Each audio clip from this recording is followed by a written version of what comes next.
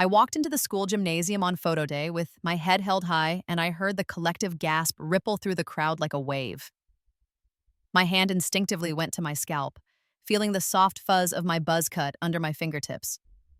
It was barely a quarter-inch long, and under the harsh fluorescent lights, I probably looked like I'd lost my mind. I hadn't. For the first time in 2 lifetimes, I knew exactly what I was doing. Oh my God. My sister Melissa's voice cut through the murmurs. She was standing by the backdrop, her hand frozen, halfway to her hair, my hair. The long copper-red waves that cascaded past her shoulders in perfect spirals, the signature style I'd spent years perfecting with expensive products and careful maintenance. The hair that had been my trademark, my identity, my one beautiful thing. She'd had extensions put in last week. I knew because I'd lived this day before.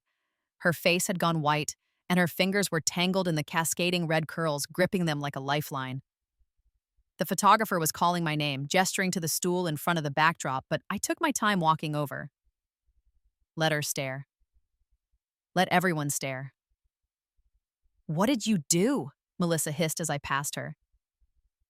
Her makeup was perfect, the exact shade of champagne eyeshadow I'd taught myself to blend after watching countless tutorials, the same burgundy lip I'd worn in my past life on this very day. She'd even copied my outfit choice, a cream-colored silk blouse with delicate gold jewelry, but none of it would work now. Not without me standing next to her looking like the inferior copy. I smiled at her, and I made sure it reached my eyes. "I got tired of the maintenance," I said simply. "Knew me." The photographer, Mr. Chen, looked uncertain. "Are you sure you want your senior photos with that hairstyle, Emily? These are permanent in the yearbook." "I'm sure," I said, settling onto the stool. I turned my face to the light, knowing exactly how to angle my features to catch the shadows. The buzz cut actually accentuated my bone structure, high cheekbones, strong jawline, the emerald eyes I'd inherited from Dad's side of the family. Without the hair to hide behind, my face was striking, almost severe. Powerful. In my first life, I'd had those long red curls in these photos. I'd looked soft and pretty and utterly forgettable next to my sister's copied perfection. She'd made sure of it. She'd always made sure of it. The shutter clicked, and I knew these photos would be spectacular. Behind me, I heard Melissa start to cry, those careful, delicate tears that never smudged her makeup. "Mom's going to kill you," she whispered. "How could you do this? We were supposed to match. We had a plan." We. She actually said we, as if I'd ever agreed to her parasitic existence. I stood up from the stool, and the photographer was already waving Melissa forward, but she wasn't moving. She was rooted to the spot, staring at me with something between horror and rage. "Your turn," I said brightly, and walked past her toward the exit. The truth was, we'd never had a plan together. She'd had a plan, and I'd been the unwitting blueprint. But this time, I was the architect of my own life, and hers was about to come crashing down. The memories of my death were visceral and sharp, even 6 months after I'd woken up in my 16-year-old body, gasping and clawing at sheets that weren't hospital linens. I died at 27, alone in a studio apartment I could barely afford, working 3 jobs to pay off the debts that somehow had my name on them despite never having taken out the loans. Melissa had been the one who'd needed money for her business ventures and investment opportunities, always with a quivering lip and our mother's guilt-tripping voice echoing in my ear. "Family takes care of family, Emily. Why are you being so selfish?" The official cause of death was a brain aneurysm. Sudden, unexpected, tragic. But I knew the truth now, with the clarity that only rebirth and distance could provide. It had been stress. Years and years of accumulated stress, of bending and breaking and never being enough, of watching my sister wear my life like a costume while I was left with the ragged, unwanted pieces. It had started small, so small I almost missed it. I was 7 when I first noticed that Melissa, my younger sister by 18 months, was wearing her hair the same way I'd worn mine the day before. Pigtails when I'd done pigtails. A French braid when I'd learned to French braid. It was cute at first. Mom said it was flattering that Melissa looked up to me, that I should be honored to have a little sister who admired me so much. By the time I was 10, she was copying my outfits. By 12, she was befriending my friends. By 14, she'd convinced my then boyfriend that she understood him better than I ever could, and I'd walked in on them kissing in his car after school. It just happened, she'd sobbed when I confronted her with like mom standing right there in our kitchen. We fell in love, Emmy. You can't control who you love. And mom had nodded. Actually nodded. She's right, Emily. You're being dramatic. You're so young, you'll find someone else. Melissa really cares about him. I should have seen the pattern then. Should have recognized that I wasn't a sister to Melissa. I was a prototype.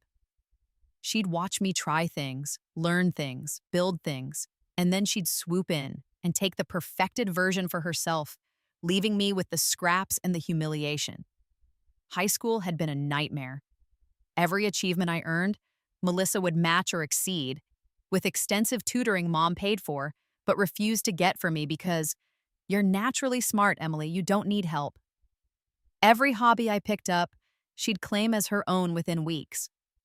Every friend I made, she'd eventually absorb into her orbit, leaving me on the periphery of my own life. The hair had been my last stand. Junior year, I'd grown out my natural red, let it cascade past my shoulders, learned to style it in those perfect spiral curls that took an hour every morning with a curling wand and special products. It was mine. My signature. People started calling me Red in the hallways, and for once, I had an identity that wasn't Melissa's sister. Senior year photo day in my first life, Melissa had shown up with extensions in the exact same shade, styled in the exact same way. We'd stood next to each other, and everyone said we looked like twins. Beautiful red-haired twins. Except she'd looked better. Her extensions were more expensive. Mom had paid for them. Her makeup was more expertly applied. She'd gone to a salon that morning. Her outfit was designer. Dad had slipped her his credit card with a wink and a "don't tell your mother." And I'd stood next to her in my carefully saved-up clothes and my self-taught makeup looking like the rough draft of my younger sister. That was the moment I should have known I'd never win. Not in that life. The pattern had continued into college. I'd worked full-time while attending community college, scraping together tuition while Melissa went to a private university on the full ride our parents provided. You're more independent, Dad had said when I'd asked why they weren't helping me. Melissa needs more support. You've always been the strong one. Strong. They'd called me strong when what they meant was expendable. I'd majored in graphic design, built a small portfolio doing freelance work, started to make a name for myself in local circles. Melissa had been majoring in art history, struggling with her classes, until suddenly she'd switched to graphic design in her junior year. By the time she graduated, she'd used my contacts, my portfolio pieces, which she'd subtly claimed credit for in conversations, and my reputation to land a position at a top firm. I'd been hired as her assistant. Isn't it wonderful? Mom had gushed at our family dinner that night. You girls get to work together. Emily, you must be so proud of your little sister. I always knew Melissa had that special something. I'd smiled and nodded and died a little more inside. The final blow had come at 25. I'd been dating someone seriously, for the first time since high school. Marcus was kind and stable and said he loved my ambition, my resilience, my creativity. He'd proposed at Melissa's birthday party because she'd wanted to be there for such an important moment in her sister's life. 3 months later, Melissa had announced her engagement to Marcus. They'd been having an affair for months, she'd tearfully confessed, and they were just so in love. And couldn't I understand? Couldn't I see that they were meant to be? She was so sorry, but the heart wants what it wants. Mom had planned the wedding. Dad had walked her down the aisle. I'd been asked to be a bridesmaid. Because family is forever. Emmy, and we can't let a silly thing like a boy come between us. I'd gone. God help me, I'd gone. I'd worn the ugly mauve dress, stood next to the woman who'd stolen everything from me, and smiled for photos that she'd later use to prove what a loving family we were. After that, there hadn't been much of me left to take. Just my money, which she'd needed for her business ventures that never quite panned out. Just my credit, which she'd destroyed, co-signing loans in my name.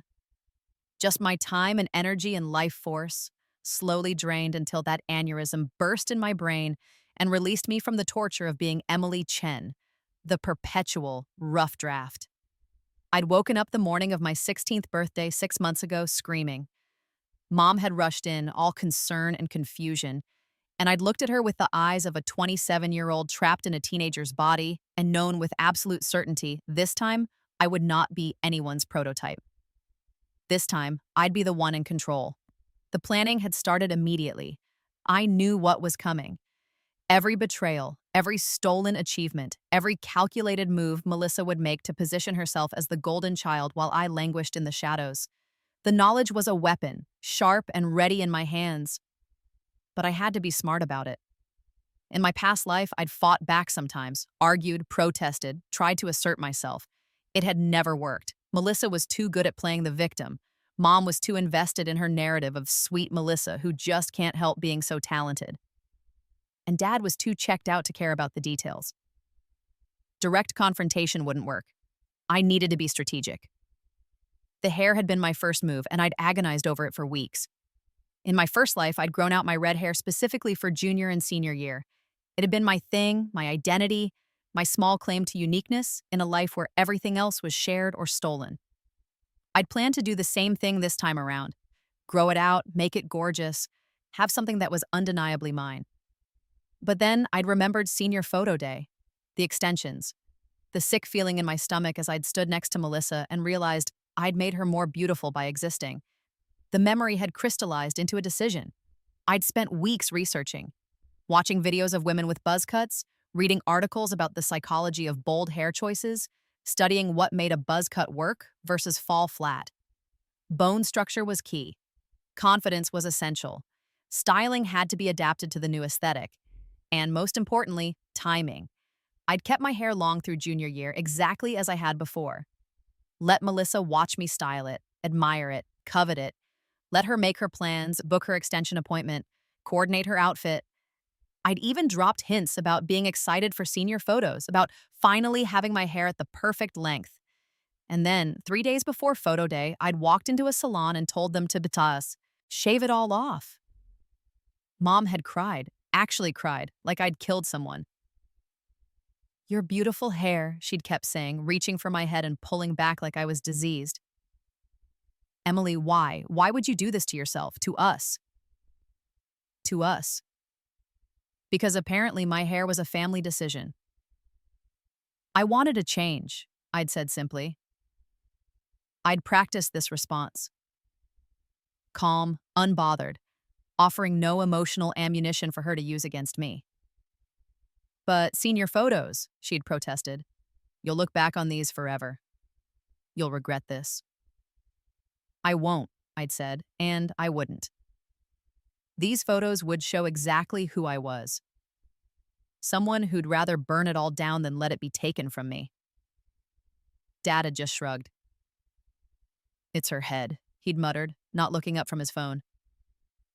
Typical. Melissa had been at her friend's house when it happened. I'd timed it that way. I wanted her to see the finished product, not witness the process. When she'd come home and seen me, her face had gone through a fascinating journey. Shock, confusion, anger, fear. Because she'd already spent a fortune on those extensions, already coordinated her entire look around matching me, already told everyone how cute it would be that she and her sister were twinning for senior photos. And now I'd destroyed the blueprint. Em, what the hell? She'd said, and there was a rawness in her voice I'd never heard before. Genuine distress. Good. New look, I'd said, running my hand over my head. The sensation was strange but not unpleasant. Liberating, actually. You like it? You look like a cancer patient, she'd snapped. And Mom had gasped, but not corrected her. Good thing I'm healthy then, I'd replied cheerfully. Just wanted to try something different. She'd stormed to her room and I'd heard her on the phone with her friends, her voice reaching that whiny pitch it always did when she didn't get her way. I'd sat at the kitchen table eating dinner alone and felt the first real smile of this lifetime spread across my face. Photo day had been even better than I'd imagined. The buzz cut photographed beautifully. Mr. Chen had actually told me I looked striking and editorial, whatever that meant. But more importantly, Melissa had looked ridiculous. All that long red hair on someone whose features were softer than mine, whose jaw wasn't as defined, whose eyes weren't quite as dramatic. She'd looked like she was wearing a costume, trying too hard, desperate for attention. And without me next to her as the inferior comparison, people could actually see it. "Why does your sister have long red hair if you cut yours off?" one of the other seniors had asked me as I left the gym. "She's always copying me," I'd said with a shrug, "even when there's nothing left to copy." The whisper had started immediately. By lunch, everyone knew that Melissa's hair wasn't real, that she'd gotten extensions specifically to match mine, that I'd outsmarted her with the most radical haircut imaginable. And the thing about high school is that once the narrative shifts, it's almost impossible to shift it back. Melissa went from the pretty Chen sister to the sister who copies Emily overnight. But that was just the beginning. The hair was symbolic, a declaration of war, a signal that I was playing a different game this time around. The real revenge would go much deeper. I'd spent the first 3 months after my rebirth in reconnaissance mode, cataloging every advantage Melissa would gain, every opportunity she'd steal, every way our parents would favor her. The list was extensive and infuriating. November, Melissa would discover a passion for painting and create a portfolio for college applications. In my past life, I hadn't known that she'd stolen the paintings from a less popular girl at school, slightly modified them, and claimed them as her own. The girl had been too intimidated to speak up. This time, I had proof in the form of detailed photos I'd taken of the original works before Melissa could get her hands on them. January, Mom would give Melissa my college fund to invest in some scheme that would lose everything. In my past life, I hadn't found out until it was too late, and Mom had guilt-tripped me into accepting it as a loss we all have to bear. This time, I'd already moved that money to an account Mom didn't know existed and replaced it with carefully documented fake statements. March, Melissa would audition for a spot in the prestigious summer art program at Columbia using my portfolio pieces. This had been the most painful theft in my first life. She'd gone through my computer, copied my work, and presented it as her own. By the time I'd found out, she'd already been accepted, and accusing her would have been my word against hers. This time, I'd watermarked every piece of digital art I created, dated and notarized physical pieces, and created a paper trail that would be impossible to dispute. April, Dad would buy Melissa a car for her 18th birthday. He'd claim he couldn't afford one for me because of business expenses. This time, I'd already documented his offshore accounts and was ready to present evidence to Mom if necessary, though I doubted she'd care. May, Senior Awards Ceremony. Melissa would win Most Likely to Succeed and the school's art scholarship. I'd won nothing in my first life because she'd systematically undermined every achievement I'd earned. This time, I was ready.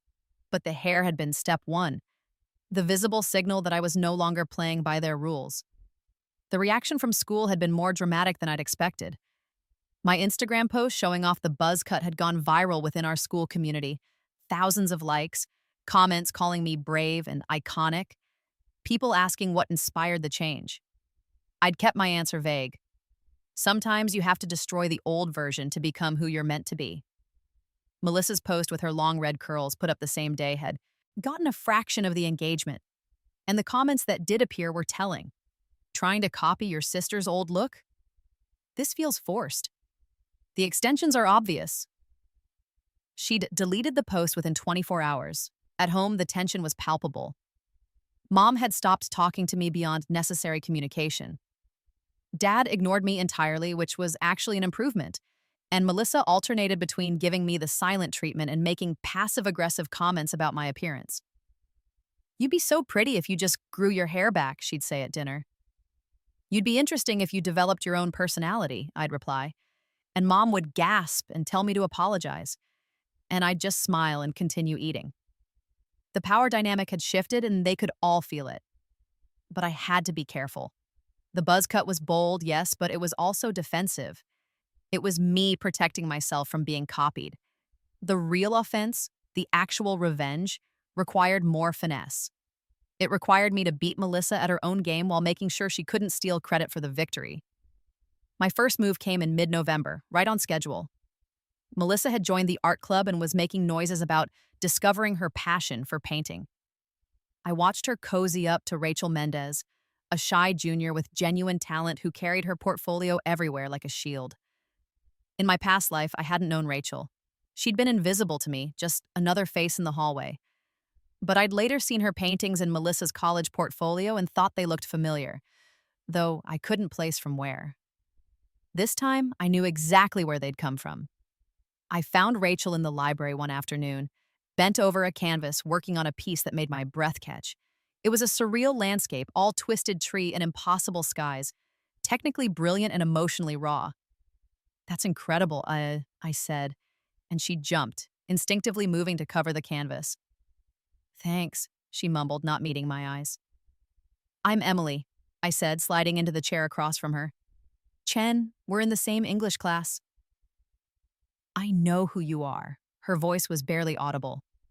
"Everyone knows who you are." The buzz cut had done that, made me visible in a way I'd never been before. "Listen," I said, leaning forward, I need to tell you something, and you're going to think I'm crazy, but I promise I'm trying to help you."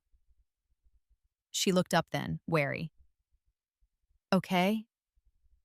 "My sister, Melissa, has she been talking to you, asking about your work?" Rachel's expression shifted, became guarded. "She's been friendly. We're both in art club." "She's going to try to take credit for your paintings," I said bluntly. "She's going to befriend you, gain your trust, get access to your work, and then she's going to copy your style.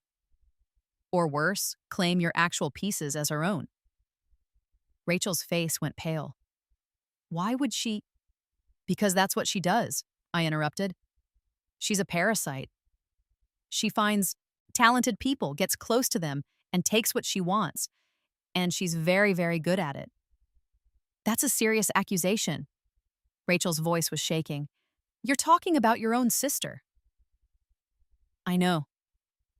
I pulled out my phone and showed her the photos I'd taken of her paintings at the last art club showcase. "I documented these. Dated, time-stamped, geotagged. If she tries anything, you'll have proof that these were yours first." Rachel stared at the screen, then at me. "I don't understand. Why are you helping me? We don't even know each other." "Because someone should have warned me," I said simply. "Years ago, someone should have warned me what she was. And they didn't. So I'm warning you." I stood up, but Rachel grabbed my wrist. "Wait, what did she take from you?" I looked down at her hand on my arm, at her paint-stained fingers and chewed nails, and saw a kindred spirit. Another victim of Melissa's acquisitive nature. "Everything," I said quietly. "She took everything." Rachel let me go and I walked away, but I felt her eyes on my back. The next day, Rachel cornered me after English. "I need you to help me protect my work," she said without preamble. "Whatever it takes." I smiled. "I thought you'd never ask." We spent the next week creating an ironclad documentation system for her portfolio. Photos, videos, dated sketches, process documentation. I even helped her register with an online portfolio platform that time-stamped every upload. By the time Melissa made her move, Rachel would be untouchable. But more importantly, I'd made an ally, and in this war, allies would be everything. The holidays arrived, and with them, the traditional Chen family dysfunction on full display. Thanksgiving dinner was tense. Melissa had convinced Mom to let her invite her new boyfriend, Tyler, a senior from a neighboring school who'd somehow never heard of me despite knowing all about the beautiful Chen sister with the amazing red hair. When I'd walked into the dining room with my buzz cut, he'd actually done a double take. "You must be Emily," he'd said, recovering quickly. "Melissa talks about you all the time." "Does she?" I'd said flatly. "How nice." Melissa had looped her arm through his, marking her territory.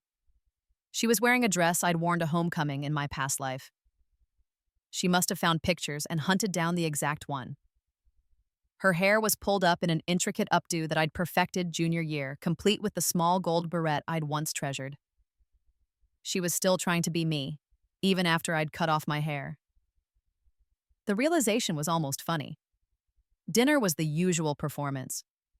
Mom fawned over Melissa's achievements. She'd gotten an A on a history paper, truly groundbreaking. Dad grunted non-committally at his phone, and I was mostly ignored except when Mom made pointed comments about my appearance. Emily's decided to make herself unmarriageable, she'd announced to the table with a brittle laugh. Buzz cuts are very modern. I think it looks badass, Tyler had said, and Melissa's grip on her fork had tightened. Thank you, I'd replied smoothly, sus. It's nice to be recognized for making my own choices. The barb had hit home. Melissa's face had flushed, and she'd spent the rest of dinner overcompensating, laughing too loud, touching Tyler too much, making sure everyone knew how perfect and feminine and desirable she was. I'd watched her perform and felt nothing but contempt. After dinner, I'd found Tyler alone in the kitchen, getting a glass of water. He'd jumped when I'd walked in, like I'd caught him stealing. Sorry, he'd said. I was just, it's fine, I'd interrupted. Can I give you some advice? He'd looked wary. About what? My sister, Melissa. I'd leaned against the counter, arms crossed. She's not who she pretends to be. I don't think I should be having this conversation with you. You're right, I'd agreed. You shouldn't. But you're going to want to remember it anyway. I'd paused, letting him stew in the discomfort. Everything about her is borrowed. The hair, the clothes, the personality, the interests. She's a mirror that reflects back what she thinks people want to see. And once she's taken what she needs from you, she'll move on. That's a terrible thing to say about your sister.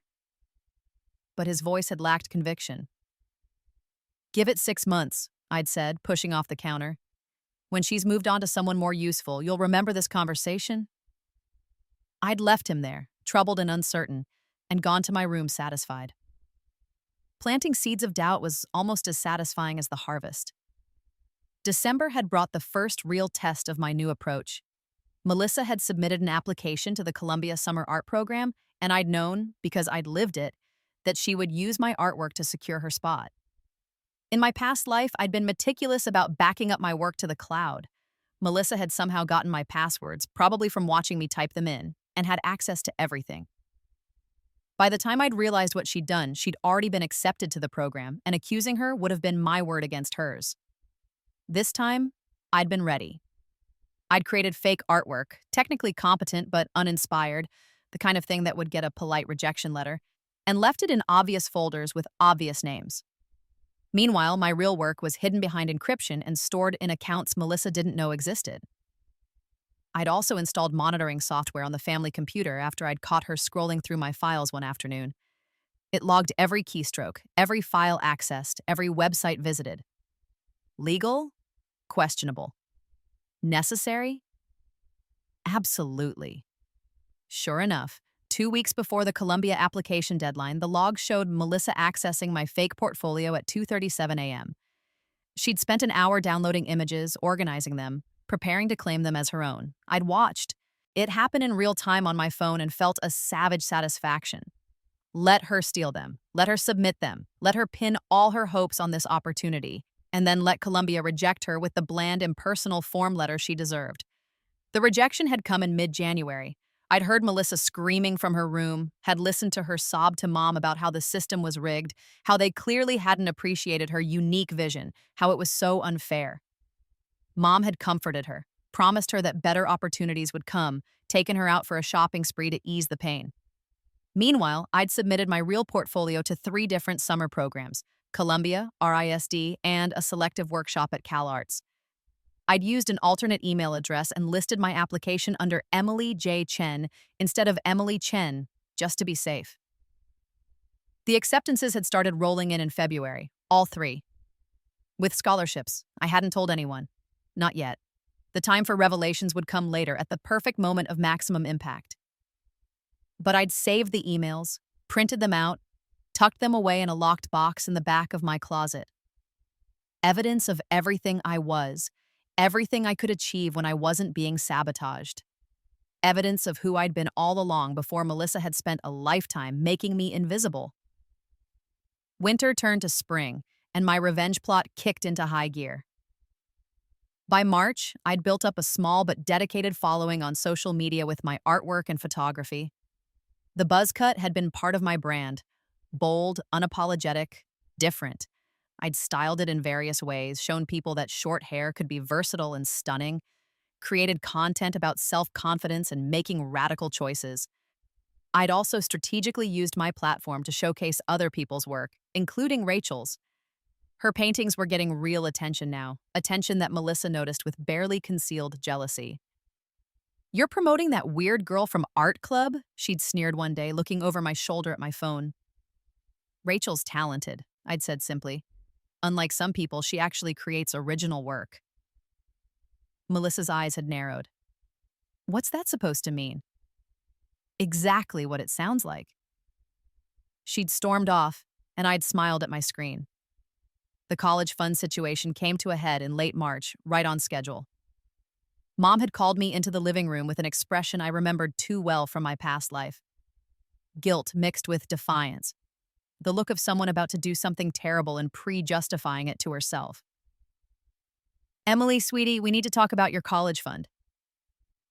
"Okay," I'd said, sitting down with my arms crossed.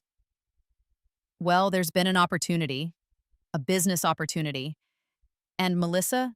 "Let me guess," I'd interrupted. "Melissa needs the money for something, and you want me to be understanding and generous." Mom's mouth had opened, then closed. "It's not like that." "It's exactly like that." I pulled out my phone and opened the banking app. "Fortunately, I moved my college fund to a private account 6 months ago, so whatever you're planning to do with the money that's still in the joint account, go ahead. But that's not actually my money anymore." The color had drained from Mom's face. "You did what?" "I protected myself," I'd said calmly, "because I knew this was coming." "Emily, you can't just— that money was for your education." "And now it will be," I'd replied, "without Melissa stealing it for another one of her scams." "It's not a scam." Melissa's voice had come from the doorway. She'd been eavesdropping, of course. "It's an investment in my future. Mom believes in me, even if you don't." "Mom believes in you because you're her favorite," I'd said, standing up. "But belief doesn't pay bills, Melissa. And whatever scheme you're planning will fail, just like they always do." "How dare you?" "I dare because I'm done," I'd said, and the words had felt like shedding a skin. "I'm done being the responsible one, the strong one, the one who sacrifices so you can shine." That version of Emily died. This version protects herself. I'd walked out of the room, leaving them both stunned. The liberation had been intoxicating. Later that week, I'd overheard Mom and Dad arguing about the money situation. Apparently, Melissa had already promised the funds to someone. Another multi-level marketing scheme, from what I could piece together. And now Mom was in an awkward position of having to admit she no longer had access to Emily's money. "She's becoming difficult," Mom had hissed. "That haircut was just the beginning. Now she's suspicious of everything, hoarding money, being hostile to Melissa." "Maybe she has reason to be," Dad had said, surprising me. "Have you ever noticed that Melissa seems to take after Emily? The hair, the clothes, the interests?" "She admires her sister. It's natural." "It's weird," Dad had countered. "And Emily's smart to protect herself. I've been watching, and Melissa doesn't exactly have a great track record with money." "She's young. She's learning." "She's manipulative," Dad had said bluntly. "And you enable her." I'd felt a flutter of hope at that. Maybe Dad wasn't completely useless after all, but the hope had died when he'd continued. "But it's not worth the fight. Do whatever you want with Emily's money. I'm not getting involved." Of course not. Why would he actually stand up for me? That would require effort. I'd gone back to my room and doubled down on my plans. If I couldn't count on my parents for protection, I'd protect myself. April brought the car situation. Melissa's 18th birthday fell on a Saturday, and Mom had planned a massive party, far more elaborate than anything I'd gotten for my 18th. There were decorations, catered food, a professional photographer, and a guest list of over 50 people. I'd known what was coming. In my past life, I'd watched Dad present Melissa with keys to a brand new BMW, had listened to her squeal with delight, had smiled and clapped and died inside. This time, I'd made my own plans. I'd spent the past 6 months working, really working, not the scattered freelance jobs of my past life. I'd built up my graphic design business, taking on clients through online platforms, delivering quality work efficiently, and building a reputation. I'd saved every penny in that private account, watching the balance grow, and 2 weeks before Melissa's birthday, I'd bought myself a car. Not new. I wasn't stupid with money, but reliable, paid in cash, titled in my name alone. It was a modest Honda Civic, charcoal gray, 4 years old with low mileage. It wasn't flashy, but it was mine, earned with my own work, bought with my own money. I'd parked it on the street outside our house the morning of Melissa's party and waited. The party was the usual nightmare. Melissa held court in the backyard, wearing a designer dress that probably cost more than my car, her red hair styled in perfect waves. She kept touching it, I noticed, as if reminding herself and everyone else that she still had it. I'd worn jeans and a simple black tank top, my buzz cut styled with a bit of pomade to give it texture. Several of Melissa's friends had complimented my look, which had made her increasingly irritable. The big moment came at 4 p.m. Dad called everyone to the driveway, and I knew what was about to happen. Sure enough, he presented Melissa with keys to a pearl white BMW 3 Series, bow on the hood and everything. Melissa had screamed, literally screamed with joy, jumping up and down, hugging Dad, crying about how she was so blessed and loved and grateful. "Best birthday ever!" she'd shouted, and everyone had applauded. Then she'd noticed my car parked on the street. "Wait," she'd said, her smile faltering. "Whose car is that?" "Mine," I'd said simply, leaning against the fence. Every head had turned. "You bought a car?" Melissa's voice had been odd, strained. "I did," I'd confirmed. "About 2 weeks ago. Bought it in cash. It's used, but it's mine."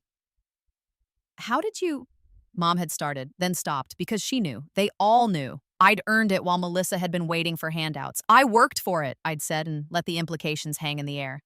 The party had continued, but the energy had shifted. People kept looking between Melissa's fancy BMW and my modest Civic, and I could see them doing the math. One car was a gift, a symbol of parental favoritism and unearned privilege. The other was evidence of work, independence, self-sufficiency. I'd seen several people whispering, pointing discreetly. By the time I left the party, early because I had work to do, Melissa's triumph had been significantly diminished. I'd driven away in my little Honda, windows down, feeling more powerful than I ever had in my past life, sitting in luxury cars I hadn't earned. May arrived, and with it, the final act of my revenge. The senior awards ceremony was scheduled for the second week of May. In my past life, I'd attended hoping for recognition, maybe the art scholarship, maybe an academic award, maybe just an honorable mention in something. I'd received nothing. Melissa had swept the board, most likely to succeed, the art scholarship, the principal's leadership award. She'd given a tearful speech about how blessed she was, how much her family supported her, how grateful she was to her sister Emily, who'd always inspired her. I'd sat in the audience, clapping with everyone else, feeling hollow. This time would be different. I'd spent the past few months building an irrefutable case for my own success. My grades were impeccable. I'd known which teachers to impress, which assignments to excel at, exactly how to position myself. My art portfolio was documented, registered, and showcased publicly with timestamps and watermarks. I'd won the Columbia, RSD, and CalArts acceptances. I'd built a small business. I'd created a social media presence that demonstrated real influence and creativity. But more importantly, I'd systematically dismantled Melissa's credibility. Rachel had submitted a formal complaint to the school about art theft, complete with all the documentation I'd helped her create. The investigation had been quiet, but word had gotten around. People were looking at Melissa's work with more critical eyes now. Tyler had broken up with her in April, citing trust issues and feeling manipulated. He'd started dating someone else almost immediately, and Melissa had spiraled for weeks. The Columbia rejection had hit her hard, and she'd never recovered her confidence. Her social media presence, once carefully curated to mirror mine, had become erratic and desperate. And I'd made sure that every teacher, every counselor, every administrator knew about my accomplishments, not through bragging, but through careful, strategic positioning. I'd volunteered to create promotional materials for the school. I'd offered to mentor younger students in graphic design. I'd made myself invaluable in ways that couldn't be ignored. The day of the ceremony arrived. I wore a sleek black jumpsuit with heeled boots, my buzz cut freshly trimmed and styled. I looked confident, professional, powerful. Melissa wore a pink dress with ruffles, her long red hair curled identically to how I used to wear mine. She looked like she was trying too hard, like she was wearing a costume that no longer fit. The ceremony began with the usual speeches. Then came the awards. Academic Excellence, Emily Chen. I walked to the stage, shook the principal's hand, and held up the certificate as cameras flashed. Mom and Dad were in the audience looking confused. They hadn't known I'd been nominated. Outstanding Achievement in Visual Arts, Emily Chen. Another walk to the stage. Another certificate. I could see Melissa's face, going red in the front row. The Founders Scholarship for Innovation and Creativity, Emily Chen. This was the big one. $5,000 plus the prestige of being chosen by the school board as the most innovative student in the senior class. I took my time walking to the stage. The principal smiled warmly and handed me the check in its oversized frame, perfect for photographs. Emily has demonstrated extraordinary creativity and business acumen, the principal announced. She's built a successful graphic design business while maintaining a 4.0 GPA, been accepted to multiple prestigious summer programs with full scholarships, and has shown remarkable leadership in mentoring other students. She embodies the innovative spirit this award was created to recognize. The applause was thunderous. I looked out at the audience and found Melissa. She was staring at me with an expression of pure, undistilled hatred. Good. But I wasn't done. Thank you, I said into the microphone, and the room quieted. I want to dedicate these awards to everyone who's ever felt invisible. To everyone who's been copied, stolen from, or had their achievements taken by someone else. To everyone who's been told they're being dramatic when they point out injustice. This is for you. I see you. And I promise you there is justice in this world. Sometimes you just have to fight for it. The applause was even louder this time. Several teachers were nodding. I saw Rachel in the crowd, tears streaming down her face, clapping so hard her hands must have hurt. Melissa was no longer clapping. She was sitting perfectly still, her face a mask of rage and humiliation. I walked off the stage with my 3 certificates and my check, and I felt like I was floating. The rest of the ceremony was a blur. They announced other awards. Melissa received nothing, not even an honorable mention, and then it was over. Outside, Mom and Dad found me. "We need to talk," Mom said, her voice tight. "About what?" I replied innocently. "About this." She gestured at my certificates. "About you deliberately undermining your sister." "Undermining?" I laughed, a genuine sound of disbelief. "Mom, I earned these awards, every single one of them. With my work, my talent, my effort. If Melissa didn't win anything, maybe that says more about her than it does about me." "You've changed," she hissed. "Ever since that haircut, you've been different. Selfish. Competitive." "I've been self-protective," I corrected. "There's a difference." "Girls," Dad said weakly, but neither of us paid attention to him. "You're tearing this family apart," Mom continued. "Melissa is devastated." "Good," I said, and the word hung between us like a grenade. Let her be devastated. Let her feel what it's like to have everything stolen from her, to work hard and get nothing, to watch someone else wear her achievements like a costume. Let her feel what she's done to me my entire life. "You're being dramatic." "I'm being honest," I interrupted. "And you know what? I'm done with this conversation. I'm done with this family. I'm 18 now. I have my own money, my own car, my own future, and none of you get to take that from me." I walked away, leaving my mother standing there, speechless. Melissa was waiting by my car, her arms crossed. "You think you've won," she said without preamble. "I know I have," I replied, unlocking the door. "This isn't over." "Yes, It is, I said, meeting her eyes. You've spent our entire life stealing from me my style, my interests, my achievements, my identity. You've made me invisible while you shined in my reflected light. But that stops today. I'm not your prototype anymore. I'm not your stepping stone. I'm not your victim, and there's nothing left for you to take. People will forget about this, she said desperately. College will be different. We'll both be somewhere new, and nobody will know about tonight. We're not going to the same college, I told her. I'm not going wherever you go. I'm not letting you follow me anymore. This is where our paths diverge, Melissa. And I suggest you figure out who you actually are because Emily's sister, who copies everything, isn't going to work much longer. I got in my car and drove away, leaving her standing in the parking lot, looking lost and small and very, very alone. Summer arrived, and with it, my ultimate vindication. I'd chosen to attend the RISD program. Rhode Island School of Design had the best reputation, and the scholarship covered everything. I'd be spending 6 weeks on the East Coast, working with professional artists, building my portfolio, networking with people who could change my future. Melissa had tried to get into a local art program but had been rejected. She'd spent most of June in her room, scrolling through social media, watching my updates from RISD with what I could only assume was seething jealousy. Mom had tried one last time to get me to be the bigger person and include Melissa in my success somehow. Maybe mention her in my social media posts or bring back souvenirs or something, anything, to ease Melissa's pain.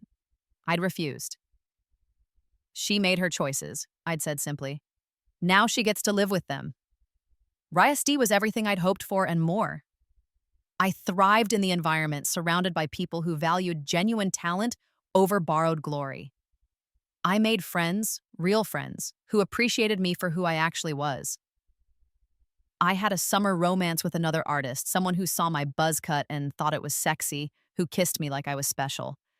I sent updates home sporadically, mostly to Dad, who'd started actually talking to me after the awards ceremony.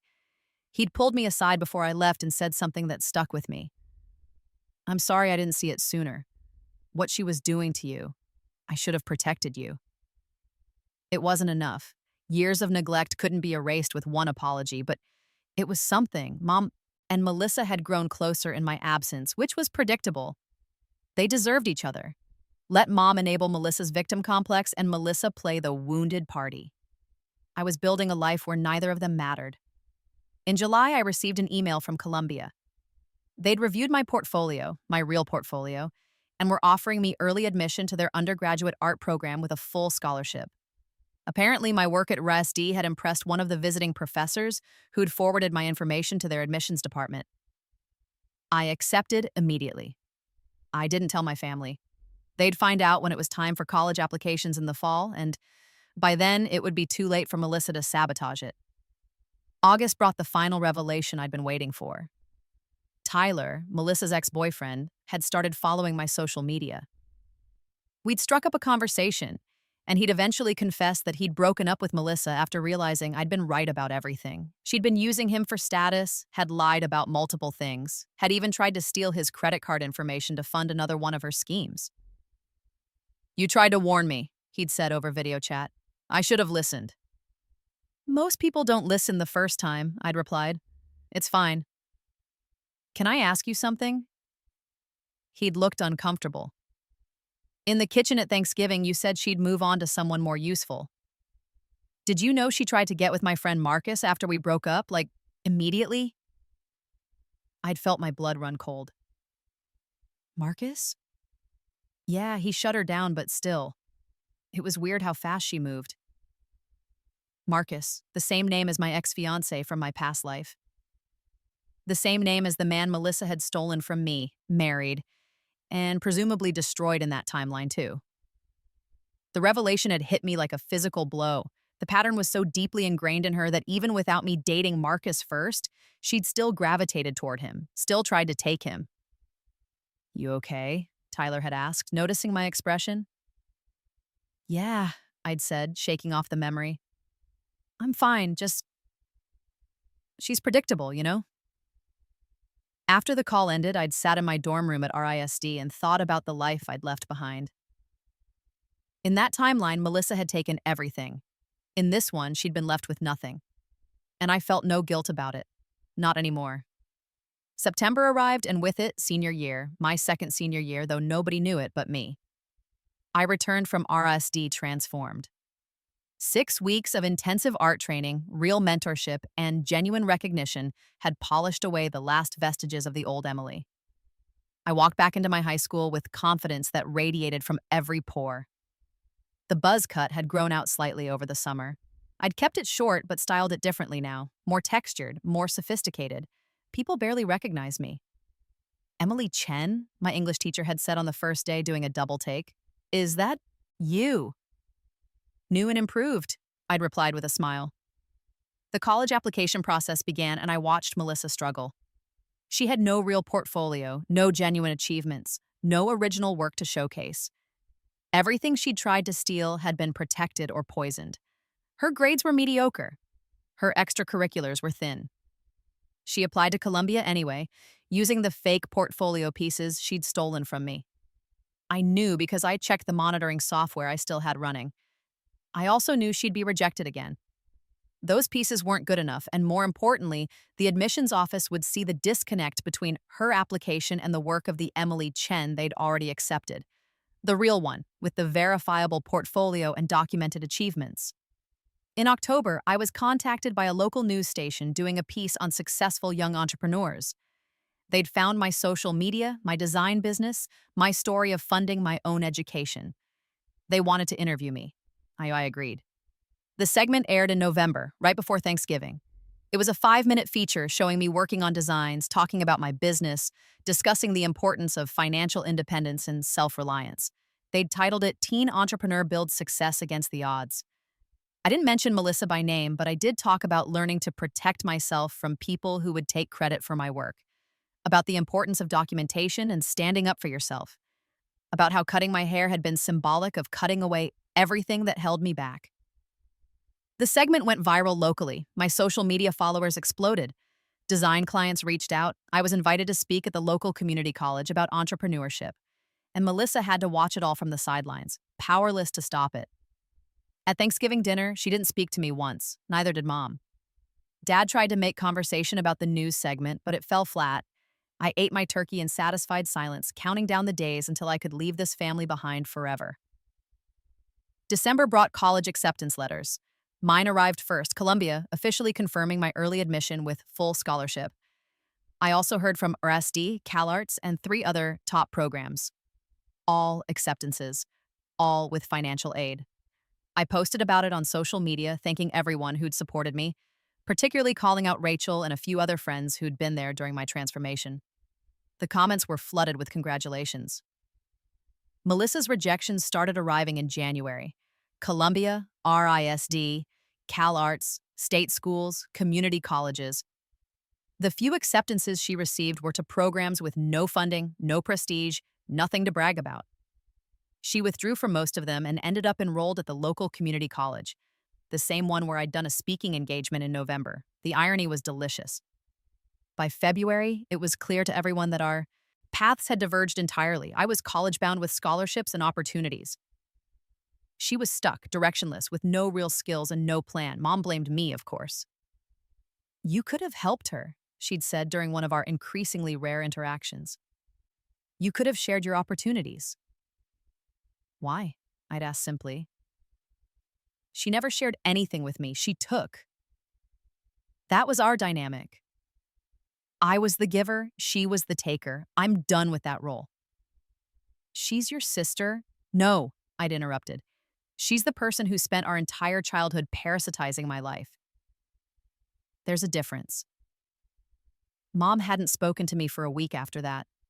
It was the most peaceful week I'd had in years. Prom arrived in April. I went with a group of friends wearing a stunning suit instead of a dress, my buzz cut styled to perfection. I looked powerful and androgynous and completely myself. Melissa went with a last-minute date, wearing a dress that was clearly trying to be sexy, but just looked desperate. Her long red hair, my old hair, was styled in curls that were already falling flat by the time we arrived. People kept coming up to compliment my look, asking to take photos with me, telling me how much they admired my style and confidence. Nobody talked to Melissa. I watched her standing by the punch bowl, alone, looking lost and defeated, and I felt nothing. No pity, no guilt, just a cold satisfaction that justice had been served. Graduation came in June. I gave the salutatorian speech. I'd purposely not aimed for valedictorian, not wanting that particular target on my back. My speech was about reinvention, about becoming who you're meant to be, about cutting away the dead weight that holds you back. Everyone knew I was talking about more than just hair.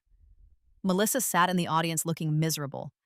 She'd barely graduated, needing summer school to finish her requirements. After the ceremony, various family members came up to congratulate me. Aunts and uncles who'd barely spoken to me before suddenly wanted to tell me how proud they were, how they'd always known I'd succeed. I thanked them politely and moved on. Their opinions meant nothing to me now. Dad pulled me aside before I left. "I know I wasn't always there for you," he said awkwardly, "but I am proud, for what it's worth." "It's worth something," I allowed, because despite his neglect, he'd at least acknowledged it. That was more than Mom had done. Mom stayed near Melissa the entire time, shooting me occasional venomous glares but saying nothing. The message was clear. I'd chosen my path and it didn't include them. Perfect. The summer before college was glorious. I worked on building my client base, saved money, prepared for my move to New York. I saw Melissa occasionally around the house, but we barely spoke. She was a ghost haunting her own life, aimless and defeated. I'd heard through Rachel that Melissa had tried to make new friends at community college but struggled. People found her off-putting, desperate, fake. She'd tried to copy other people's styles and interests, but without me as a blueprint, she didn't know how to form her own identity. She was a mirror with nothing to reflect. In August, a week before I left for Columbia, I came home to find Melissa in my room, going through my things. "Get out," I said coldly. She jumped, dropping the portfolio she'd been rifling through. "I was just trying to steal something else," I finished. "Looking for something you can claim as your own?" "It's not going to work, Melissa. Everything I create is documented now. Every piece is time-stamped, watermarked, registered. You can't take anything from me anymore." "I just wanted to see—" "You wanted to see if there was anything left to steal," I interrupted. "But there isn't. I learned my lesson. Everything I am, everything I create, everything I build, it's protected from you." She looked at me with something like desperation. "Why do you hate me so much?" The question was so absurd I actually laughed. "You're seriously asking me that? After everything you've done?" "I never did anything to you." "You stole my identity," I said, my voice deadly quiet. "For years, my hair, my clothes, my interests, my achievements, my relationships. You've been stealing from me since we were children. And when I finally protected myself, you acted like I was the villain." "I admired you," she said, and there were tears in her eyes now. "I just wanted to be like you." "Then you should have become your own person," I replied. "Admiration doesn't mean theft, Melissa. Admiration means inspiration. You could have taken what you admired about me and built something original. Instead, you just copied everything and left me with nothing." "I didn't know." "You knew," I interrupted. "You've always known. You just didn't care." I walked to the door and held it open. "Get out of my room. Get out of my life. We're done."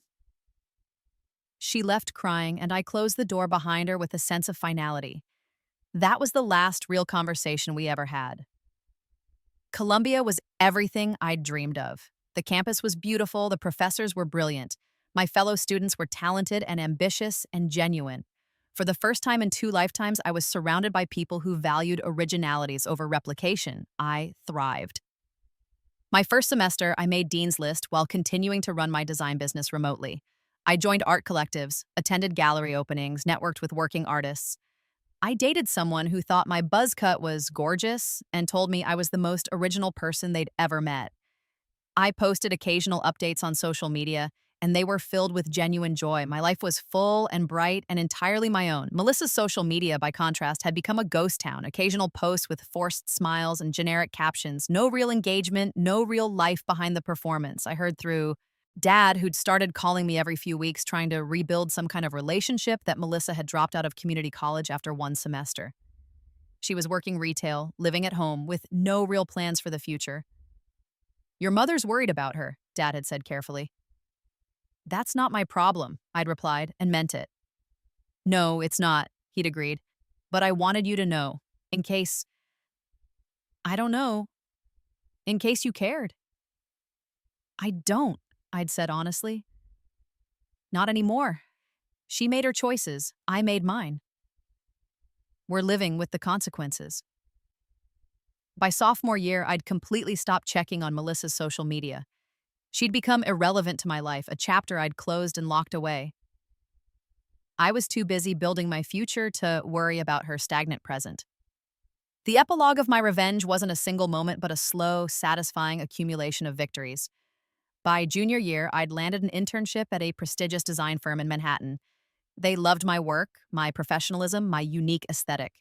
The buzz cut had grown into a short pixie that I sometimes styled into more dramatic looks, but I never let it grow past my shoulders. That was Melissa's thing, or had been. I was beyond that now. I graduated with honors, multiple job offers, and a robust professional network. My senior show was featured in a local arts publication, and several pieces sold to collectors. I chose to work for a boutique creative agency that valued innovation and gave me freedom to pursue my own projects. Within a year, I'd been promoted to senior designer. Within 2, I was leading my own team. I bought an apartment in Brooklyn. Modest, but mine, paid for with money I'd earned. I decorated it with my own artwork and pieces from artist friends. It was a space that reflected who I actually was, not who anyone wanted me to be. I dated, fell in love, had my heart broken, fell in love again. I traveled, I created, I lived. Meanwhile, Melissa languished. Through Dad's occasional updates, he never quite gave up on trying to maintain some connection between his daughters. I learned that Melissa had cycled through various retail jobs, unable to hold any position for long. She'd tried to restart her art career, but had no real skills to fall back on. She'd moved back home after a failed attempt at getting an apartment with roommates who'd kicked her out for not paying rent. She was 25 and living in her childhood bedroom, working part-time at a mall kiosk, with no prospects and no future. Mom had tried several times over the years to get me to reach out to Melissa, to offer her opportunities, to be the bigger person. I'd refused every time. "She's struggling," Mom had said during one particularly heated phone call. "She needs help. Family helps family." Where was that philosophy when I was struggling? I'd asked. When I was working multiple jobs to pay for community college while you sent Melissa to a private university? When I was funding my own education while you gave her everything? When she was stealing my work and you called me dramatic for complaining? Mom had gone silent. "You made your choice about who to support," I'd continued. "You chose Melissa. Now live with that choice. She's your problem, not mine." I'd hung up, and Mom hadn't called again for 6 months. The final vindication came on my 27th birthday, the age I'd been when I died in my first life. I was celebrating with friends at a rooftop bar in Manhattan, looking out over the city I'd conquered, reflecting on everything I'd achieved. A successful career, financial security, genuine relationships, creative fulfillment, a life that was entirely, authentically mine.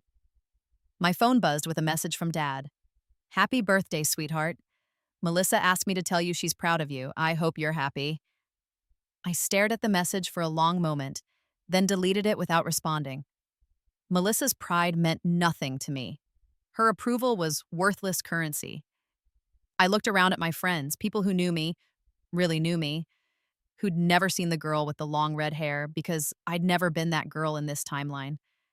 I thought about my apartment in Brooklyn, my thriving career, my upcoming gallery show, my life full of possibility and joy.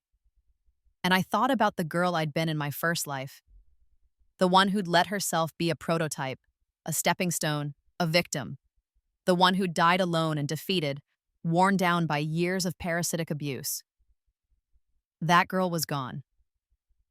I'd killed her when I'd cut off my hair, and I'd buried her with every achievement I'd earned, every boundary I'd set, every time I'd chosen myself over family obligation.